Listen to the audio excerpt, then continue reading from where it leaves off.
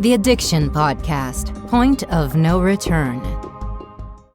Hello, I'm Joni Siegel, the host of the Addiction Podcast.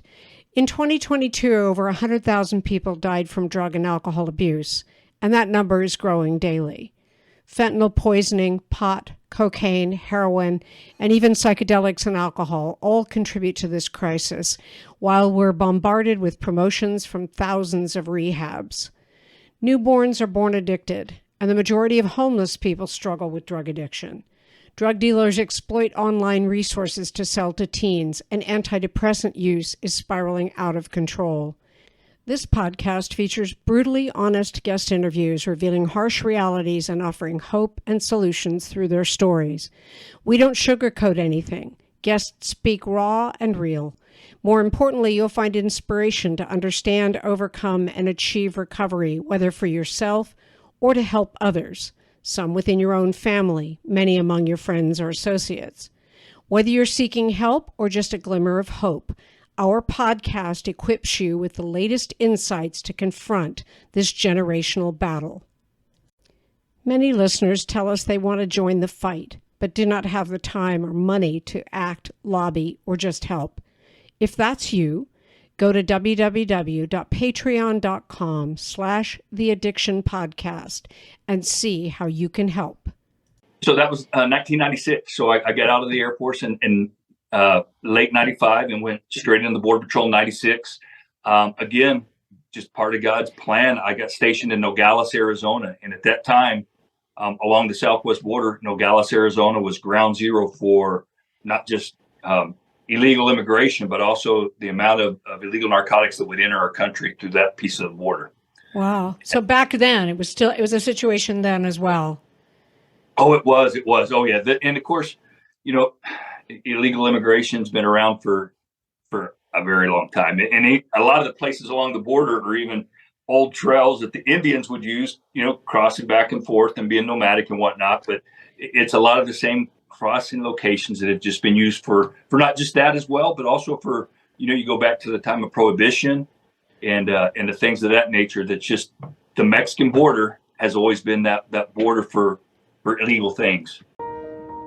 Hi, my name is Amy Newman, and my husband Bobby and I have a business called Newman Intervention Services. We provide intervention services for families who have loved ones struggling with drug addiction. Our goal is to help individuals get the support and treatment they need to overcome addiction and start on the path to recovery. With our personalized and compassionate approach, we guide families through the challenging process of getting their loved one into rehab and onto a road of a healthier future. Together, we can make a positive difference in the lives of those affected by drugs.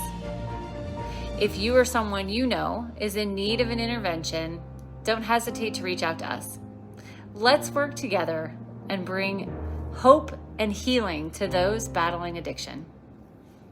Call 866-989-4499 today and say the word podcast to get a 10% discount. Or go to newmaninterventions.com and type in the word podcast for a 10% discount. This service comes with a free 1-hour consultation with Bobby.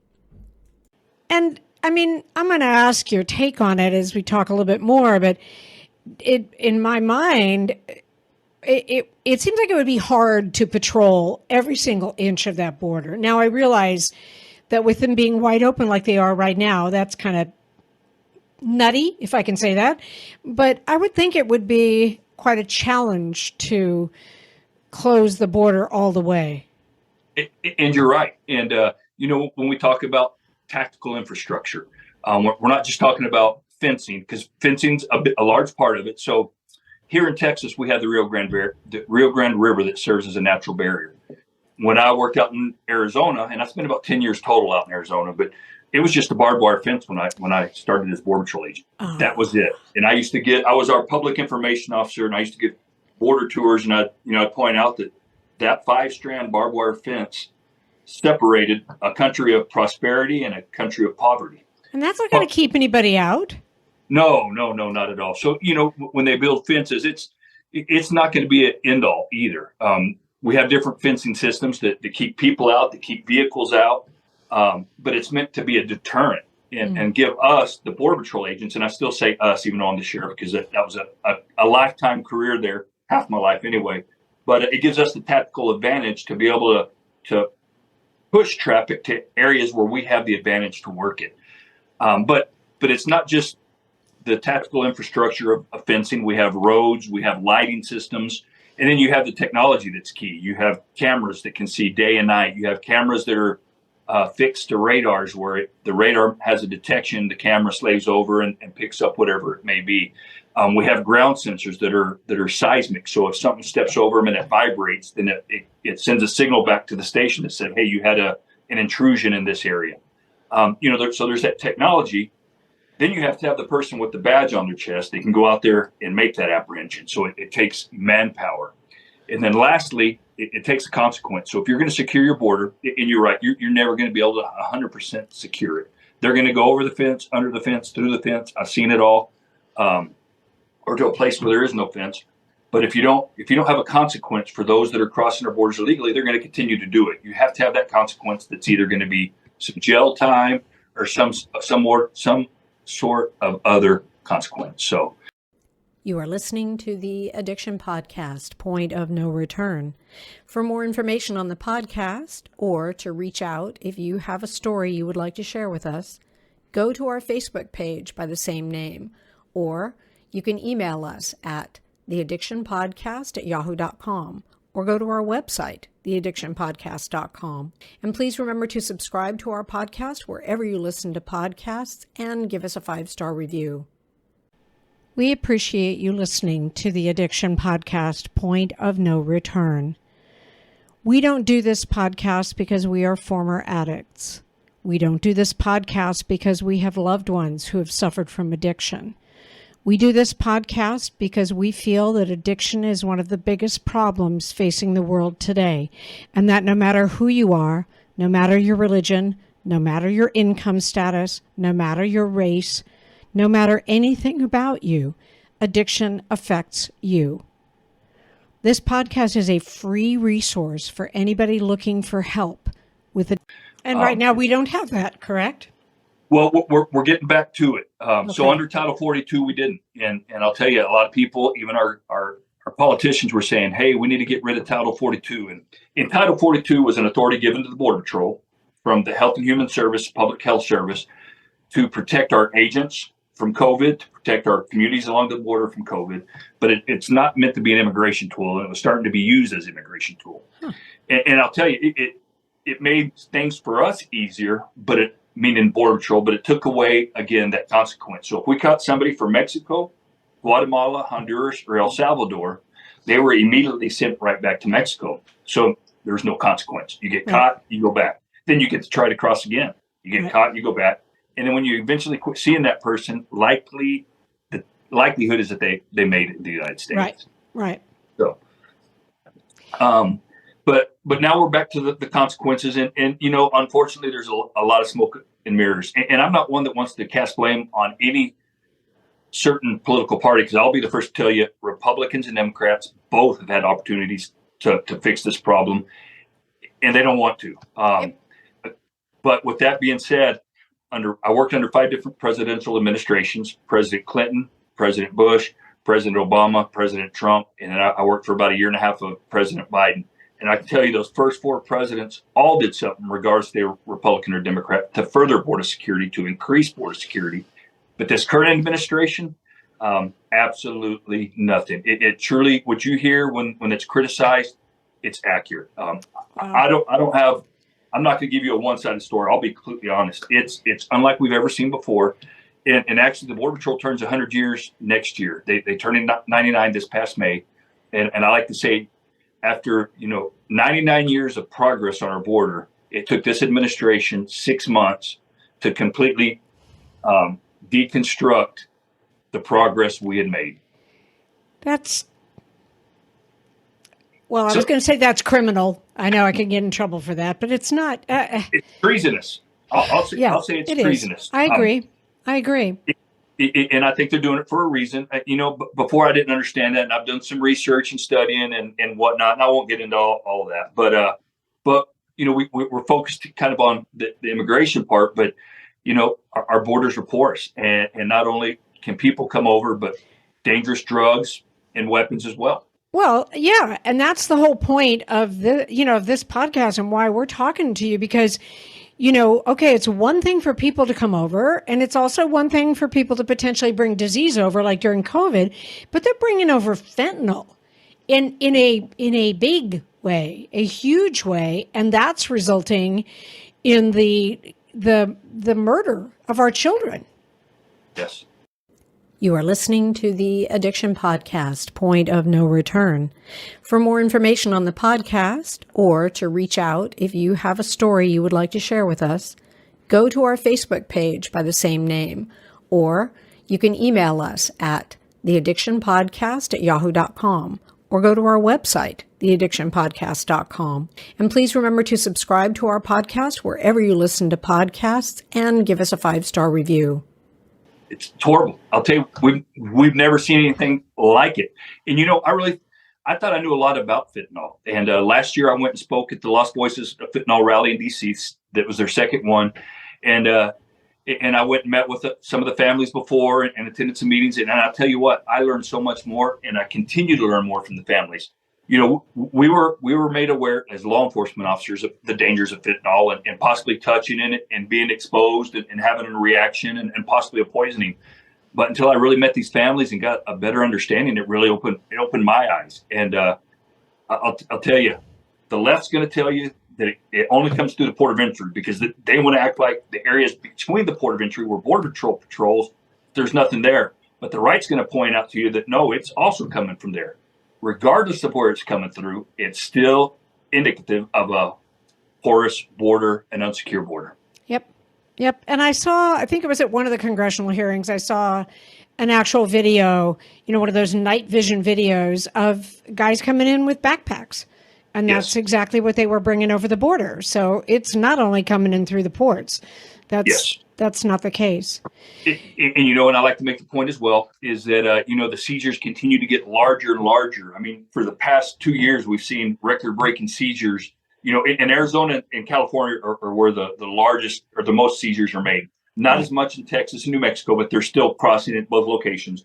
But each time you see a larger and larger and a record-breaking seizure, it just shows that the cartels are getting more brazen, and they're smuggling more because they're getting away with it. So right, and those are only the ones that we catch, and I don't think we catch the majority at this point. No, we don't, and we never have with any illegal narcotic or marijuana, things like that.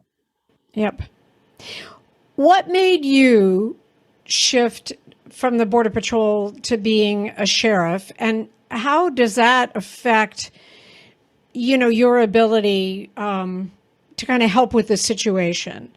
Yes, ma'am. So I was 48 years old. I had 26 years in the Border Patrol, 16 months ago. And I had spent the last 11 years of that 26 years career as the patrol agent in charge of the Sanderson Border Patrol Station right here in my hometown. I wanted to come home and raise my kiddos. And I thought I'd be there till I was 57. We have a mandatory retirement age of 57 in federal law enforcement. And I thought I would be there. But our newly elected sheriff, Santiago Gonzalez Jr., very good friend of mine. I've known him since I was in high school here. He had just started his Border Patrol career here in Sanderson. Spent his entire 30 years here. He ran for sheriff and he won. And he was our sheriff for a year. And at the age of 55, he had a heart attack and he didn't make it. Sorry. I tell you, still thought a lot of him. But I had the time at that point to retire, and my community was in need. And sure, other people could have filled that role, but I tell you, there wasn't going to be anybody that was going to take care of this community. And as I described earlier, this community that took care of me and raised me, and it was time to give back. And I know that sounds cliche, and a lot of times people will say that, but honestly, it was truly time to give back. And I have had this last 15 months the time of my life. It has been so much fun.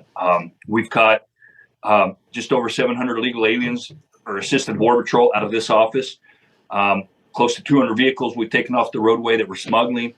I tell you, I work about 100 times harder for about a quarter of the pay but I would do it for free. It is. But you as sheriff can take action. You can put some of those consequences in place, whereas the Border Patrol cannot, right? And again, the agents here and the agents across the border, they do tremendous work. Absolutely. They're obviously they're limited by the administration, because the administration, and it doesn't matter if it's the Border Patrol or the assistant U.S. attorneys that prosecute Border Patrol cases, when they're working for a higher administration, such as the president, they're going to have to take that direction. Yep. Here at the sheriff, the buck stops with me, and I've got a great partner that was also a prior Border Patrol. We've been through this journey together the entire time, and I'll tell you, there's so much red tape in the federal government. And speaking directly, the Border Patrol process. Let's say when you catch an illegal alien smuggling load, just the amount of paperwork you have to do nowadays to prosecute the case, and then likely having it declined. What the state of Texas is doing for border security, the state has a much harsher penalty for illegal alien smuggling. You're looking at about 10 years per illegal alien that you're smuggling. You're also, it's just easier to process a case. I can complete a whole case in about an hour, where at Border Patrol, it would take about 8 hours to complete a case. So, wow. So much different. But to your point, yes, that the buck stops with me. And, first and foremost, we're gonna take care of our town and our community.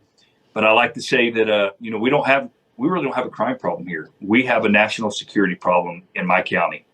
My county makes up 54 miles of border with Mexico, so that's a large expanse there. So yep. We don't have the amount of activity that you see in places like Del Rio that you've seen on the TV, or El Paso, or out in Tucson, Arizona. But for the vast amount of border that we have, and we have about 50 agents assigned to the station. So when you talked earlier, and your initial question was, there's no way we can watch the entire border. And you're exactly right. There's areas that we don't get to very often. So we have the number of people we apprehend, which last year was about 7,500. Then we have a kind of a best guess based on our agents' knowledge and their abilities, how many people got away based on looking at shoe prints, camera activations. And we had, 8,500-ish right there as well. Okay. Then we have the unknown. We don't even know who crossed in this area out here. I mean, there's no way to count. And we know we have a lot of activity that we're unaware of. So it's been a lot. And to that end, I have to mention that. So historically, we're the busiest station between Del Rio, Texas to El Paso, Texas, about 600 miles. And historically, about 1,000 apprehensions a year. That's a drop in the bucket compared to the rest of the border. But the first year that President Biden took over, we jumped up to 5,500 apprehensions, from 1,000 to 5,500. Wow. And then that second year, 2021, that's when we jumped up to I think I said 7,500. It was 7,300 apprehensions. So like the rest of the border, we have seen that same increase in activity. Wow. Well, personally, I am glad that you are in a position to kick butt and take names. Well, thank you. And not have to, and on your own terms. And I mean, they're legal, obviously, but on your own terms. Yep. Yes. And that's a great point, because we've got in our area, when I was at Border Patrol, and even since I've taken over as sheriff, you're always not out here as much, but you'll have the vigilantes on one side, and then the faith-based organizations, and then Border Patrol's in the middle trying to balance those. And even out here, we've got some sovereign citizens, if you will. But regardless, my point is that they're still American citizens, and we're still here to protect their rights. So when you say, yes, we're going to do it correctly, we certainly do. We're still looking at the rights of people. We're not looking to do anything that's off the wall, if you will. But no, first and foremost, to protect Americans and take care of our county here. That's awesome. What are you going to say in Washington, D.C., Sheriff? What are you going to say? So actually, I just spoke this past weekend at a rally. It was called Travis's Voice, The Ocean Speaks, and it was down south of Houston, and it was a fentanyl family and angel moms gathering. I've got one coming up August 31st in Little Rock, Arkansas, I'll be speaking at. And then, of course, in September 23rd, the Lost Voices. And this year's theme's kind of been how what happens at the border, it doesn't stay here. It's going somewhere in the United States, and how what happens here affects the rest of the United States. So I'll give an update on what we're seeing across the border, and then how it's impacting the rest of America. In saying that, so I went and spoke at a town hall meeting at a place just north of Houston called Sanderson County. Y'all may recall about 2 months ago there was a shooting in Cleveland, Texas, right next to Cleveland, Texas, and next to Sanderson County, where an illegal alien shot a family of 5 and ended up killing them all. And again, that just shows that what crosses this border, it's going somewhere else, and how it's affecting. So they invited myself and a couple of the border sheriffs to be able to talk to what's going on at the border and how these other communities are being impacted by it. Wow. So that'll be one of the topics I speak on as well. But again, I'll tell you, just to support those families, to be there to give hugs, to show some love, to listen, and also to talk a little bit about the border. But one piece I want to mention: are y'all familiar with Jason Jones at all? Have y'all heard of Jason Jones? He reports for Newsmax. I have not. If you get a chance, and actually, you can go to my webpage, ThaddeusForTexas.com, and see some of the interviews I've had with him. But he came out on the road with me, and he's a retired Department of Public Safety highway patrol trooper. And now he travels the border. He's an expert on the cartels, and he's going to be speaking there as well. But when he was out here last with us, we talked about the border. We both spent careers on the border. And he said it best. And I said, I told him I was going to steal his words and give him credit. But he said the ones that will finally get the border situation under control will be these fentanyl families, these angel moms, because their voice is loud. Unfortunately, it's growing day by day because they're losing loved ones. They're uniting, and they're relentless. I mean, and there are fathers involved in the mix, but you know how you mothers are. Absolutely. I tell you, this is what's going to do it. They're not going to give up until it's done. So. I know we had April Babcock on the podcast, and I just applaud these moms and the fact that instead of just giving into the grief, they want to make something happen, want to get something done, and like you, they kick butt, they take names. Well, I want to be there to support them every step of the way, whatever I can do. I've let them. I wish I could do more. And with that, and as I'm thinking about this past weekend and other events I've been to, if you look at these photos of not just, there's been young children that have gotten in fentanyl in their homes, to teenagers, to young adults, to even some middle-aged adults that have been poisoned. And I'll tell you, they look just like my kids. They look like my friends. It's not what people think, that when somebody, this is different. And it's so easy, and we've talked about this so many times on the podcast. It's so easy for people to go, well, my kid would never do that. That is that is a head in the sand viewpoint. This particular situation with the poisoning with fentanyl is happening to all kinds of kids, and not because they're bad, not because their parents didn't raise them right. It's just something they decide they want to try, and then it's poison. Hey, and I've got 3 beautiful, wonderful kids. One's serving, one's graduated college, another one's at college, but they've got a little bit of me in them, and sure, no, you get curious, or you may not even, you may think you're getting some legitimate pill, and it's just trying a Xanax or a Percocet. So, no. But you're right on April, and not just April, so many more truly amazing people. There's so many organizations out there that are educating, and that's where I want to step in and help get the word out. I tell you, I wish I could do more. Well, I super appreciate you talking to us today. Tell me the name of your website again. Daddy's for Texas? Oh, Thaddeus. So Thaddeus for Texas. Yes, oh, ma'am. That's right. I saw that one. Thaddeus for Texas. And then, so I never did social media or anything before. It always made me mad because of all the complaining people do. But when I took over the sheriff's office, we really grew the sheriff's office page. And then I wanted to create my own page and just, again, not to self-serve, but to show that, first of all, there's a problem, and then to support our Border Patrol. And I tell you, I've been able to support the Border Patrol probably more from this office than I was even able to as the patrol agent in charge. I can understand that. Yep.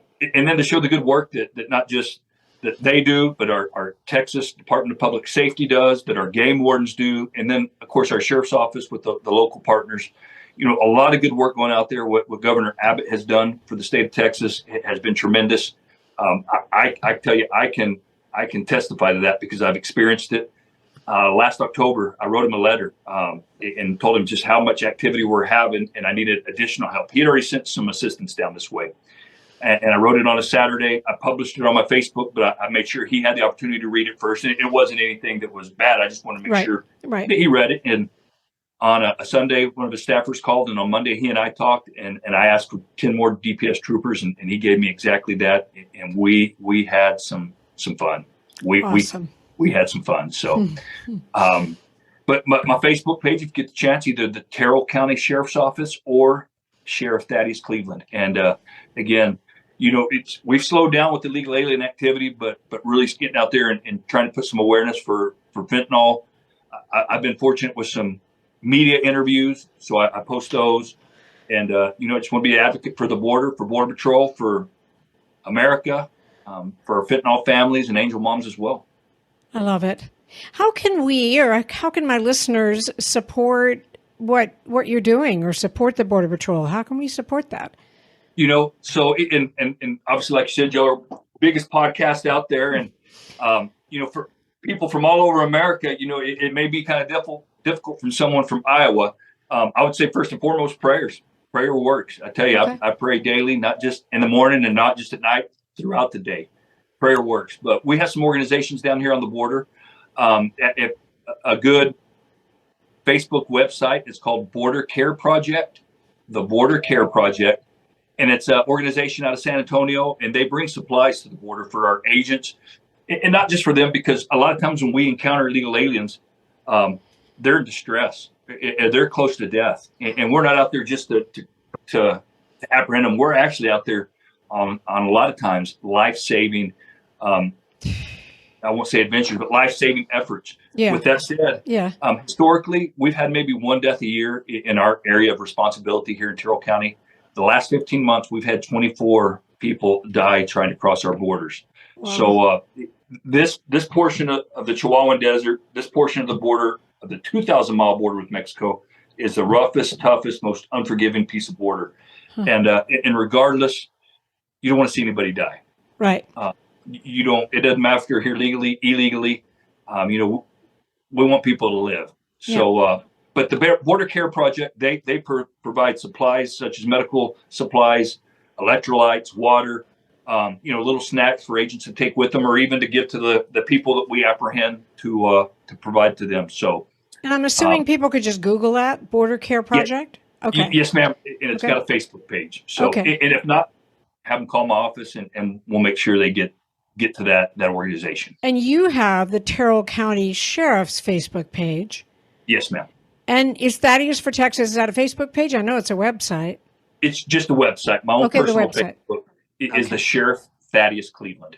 Sheriff Thaddeus Cleveland. Okay, good. So thank you for everything that you're doing to help keep our borders safe. And just thank you for doing what you do. And thank you for going to the rally and raising your voice, because that's huge when you do something like that. And thank you for being willing to talk to us today. Oh, well, and I hearing you say that, and I have to tell this, so thank you for thanking me. But, often people say, thank you for what you do. Your job's so difficult and it's so hard. And I tell them, I said, I'm in law enforcement because I knew from a young age I would be in law enforcement. What's hard about our job is when you're seeing the women and the children that are being trafficked, even the old people that are being crossed. When you see that on a daily basis, it's hard. If you've got a heart and you believe in God, it's going to wear on you. But just again, you asked, what can people do? Pray for our nation, pray for the leadership of our nation, and those that are helping secure our borders. Great advice. Thank you, Sheriff. Thank you all. God bless. I hope you enjoyed that interview. I don't know about you. I don't live in Texas. I live in Florida. But I'm really glad that we have someone like Sheriff Cleveland down there on the Texas border doing what he can to prevent drugs coming in over the border. We know it's a situation. We know that the current administration, and yeah, we can say it's Democrats, but I'm going to put the Republicans in there too, because this is nonpartisan, it's non-political, and it's not being handled. And as far as I'm concerned, both parties are just as guilty and responsible. So there you go. That's my story. We don't forget, if you want to go to the rally, you can still go. It's September 23rd in Washington, D.C. A lot of great speakers, including Sheriff Cleveland, including Gerald Posner that we've had on the podcast, and others that we've had on the podcast. It's quite an agenda that they have, and you can lend your voice and lend your body if you are so inclined. Thank you so much again for listening. And if you know somebody who needs treatment or you yourself need treatment, please don't wait to take action. The holidays are right around the corner. And the biggest mistake people make is deciding that they don't want their loved one or they don't want themselves to go into treatment through the holidays. And all I'm going to say is if you have someone in your family that needs treatment and you decide to put it off, you run two risks. One, they could die. Fentanyl is in all kinds of drugs, so they could die or could just die of an overdose. Or they could make the holidays much more miserable than they would be without. So get your loved ones into treatment. Do it now, because maybe they'll be done by Christmas or Thanksgiving. And if you need treatment, same thing. Get in now. Get it done before the holidays. What a nice gift for everyone else. We'll be back again next week with an interview. You have been listening to the Addiction Podcast, Point of No Return. For more information, reach out to us on Facebook or go to www.theaddictionpodcast.com. Our email is theaddictionpodcast@yahoo.com.